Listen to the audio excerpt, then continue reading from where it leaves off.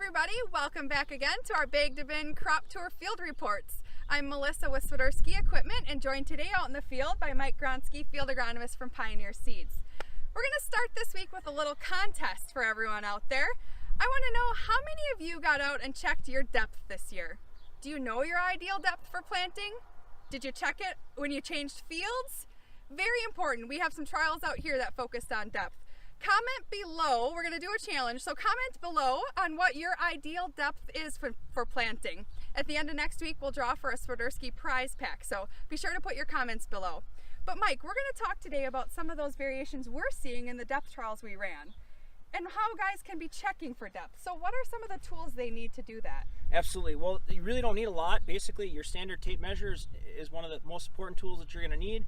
Beyond that, a handy little trowel or shovel, a little pocket knife, and or if you have a seed depth gauge, that's a great way to get started. So from there, you're going to want to measure off 1/1000th of an acre. So in 30-inch rolls, you measure off 17.5 feet. That'll vary as you go to different row spacings, but it's really easy to work your way through and do the math to get to the correct spacing that you need.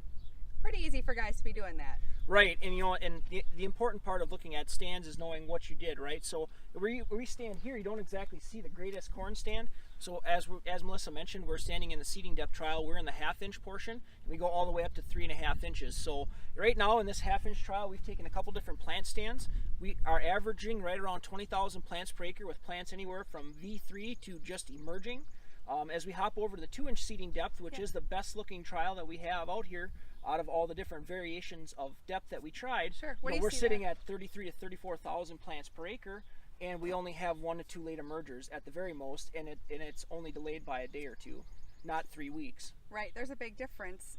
How else was that affecting that growth? I mean, how can guys be checking that and know what to look for? Right, so often, sometimes that becomes a question as we get a little bit further into the season, and if it's easy to check behind the planter and you're just digging to find seed, but you dig out that whole plant and it's like, well, how deep was I, right? Yeah. So we actually have a couple examples here that we pre-dug before the video. The one here that I'm holding in my left hand, this is actually one that we dug out of the 1/2-inch trial, and as you can see, that seed is right on top of that nodal root system.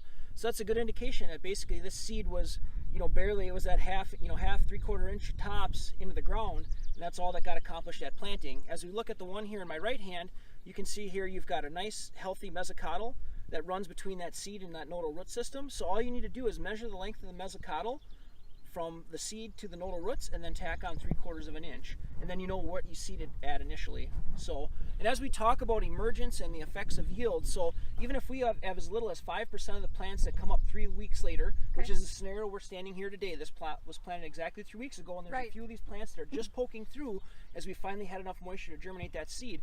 5%, 3 weeks delayed, can have as much as a 10% impact on yield loss, and 20% with a three-week delay it actually is right around a 21 to 21% yield loss you typically expect to see. That's a significant loss for our growers to experience when you could be checking that during planting and adjusting. Absolutely, right? So probably the biggest challenge that I see is, we'll get started in the springtime, and sometimes ground conditions are a little damp, they're not quite fit, and maybe we take the time to dial in for the ground conditions, but as we work our way through the spring, the ground conditions change, and then we're not adjusting for seeding into moisture, we're not adjusting for ground that's working better, we're not adjusting as we're going from no-till to conventional till or somewhere in between there with a conservation till. So, this is going to change. So the biggest thing I can say is, as you see varying ground conditions in the springtime, always hop out of the planter and do a little bit of digging as you're changing between those types of tillage practices. Sure.